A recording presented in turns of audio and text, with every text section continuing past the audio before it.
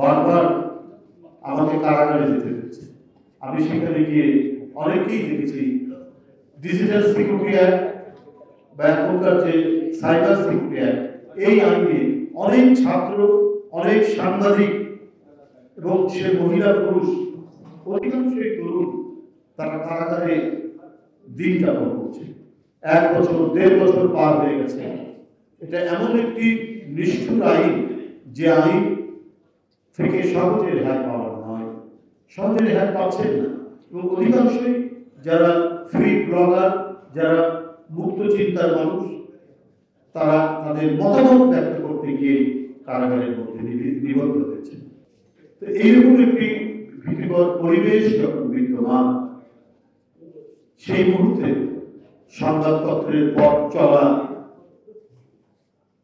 আসলে খুবই দুঃসাধ্য একটি বিষয়। আমরা একটি কঠিন অবস্থা পার হচ্ছি। আর যখন মুক্ত পরিবেশ থাকে না, তখন সংবাদপত্রের যে স্বাভাবিক বিকাশ, সংবাদপত্রের যে স্বাধীন পথ চলা, সেটাও কিন্তু খুব কণ্টকমুক্ত থাকে না। পথের মধ্যে অনেক কাঁটা থাকে, সেই কাঁটাকে অতিক্রম করেও যেতে হয়। আলো যে চিরদিনের জন্য নির্বাপিত হয় এমন কথা, এবং অন্ধকার যে চিরদিন থাকবে এমন কথা।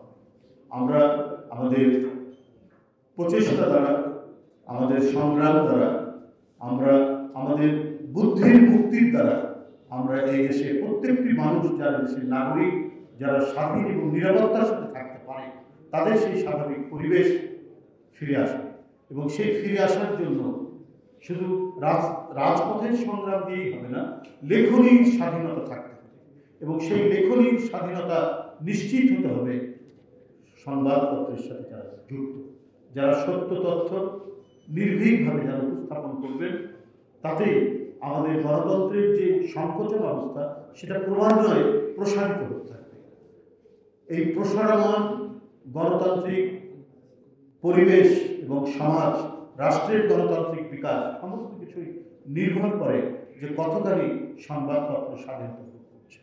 সরকার এবং মালিক পক্ষ দুই দিক থেকেই আক্রমণের যে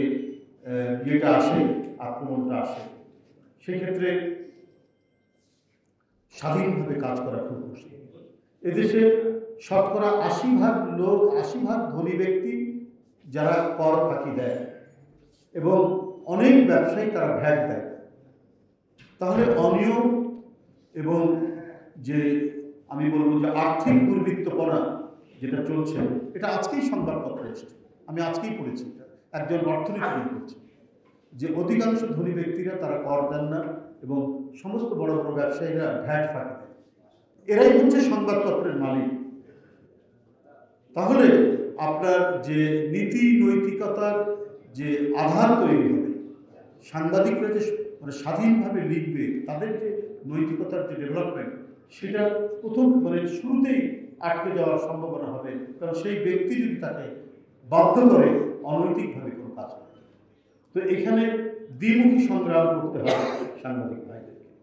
তারা তাদের হাউসের মধ্যে সংগ্রাম করতে হয়, আবার রাষ্ট্রের মধ্যেও সংগ্রাম।